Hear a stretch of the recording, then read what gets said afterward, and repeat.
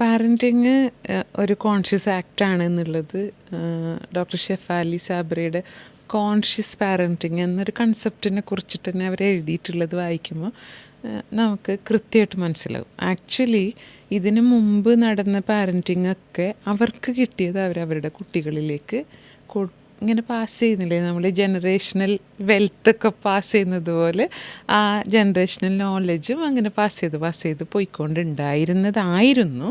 പക്ഷേ കാലം മാറി മാറി വരുമ്പോൾ അത് ആൾക്കാർക്ക് മാറ്റം വന്നു, ചിന്തകൾക്ക് മാറ്റം വന്നു, രീതികൾക്ക് മാറ്റം വന്നു. അപ്പോൾ അതിനനുസരിച്ചിട്ട് മാറ്റങ്ങൾ വന്നുകൊണ്ടിരുന്നതാണ്.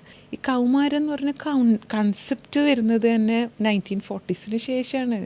ടീനേജ് എന്നുള്ളൊരു വേർഡ് വരുന്നത് തന്നെ. അതുവരെ അവർ യങ് അഡൽട്ട്സ് ആയിരുന്നു. അതിനുശേഷം ആൾക്കാർ പഠിക്കാൻ തുടങ്ങി, സ്വന്തമായിട്ട് എന്തെങ്കിലും വേണമെന്നുള്ള തോന്നലുണ്ടാവാൻ തുടങ്ങി, കല്യാണം കഴിക്കുന്നത് വൈകിക്കാൻ തുടങ്ങി, പിന്നെ പെൺകുട്ടികളും അതേപോലെ തന്നെ കുറച്ചും കൂടി വൈകാൻ തുടങ്ങി. അപ്പോഴാണ് ഈ ടീനേജ് എന്നുള്ള ആ ഒരു പ്രായം പാരൻസിന് ഹാൻഡിൽ ചെയ്യേണ്ടി വന്നത്.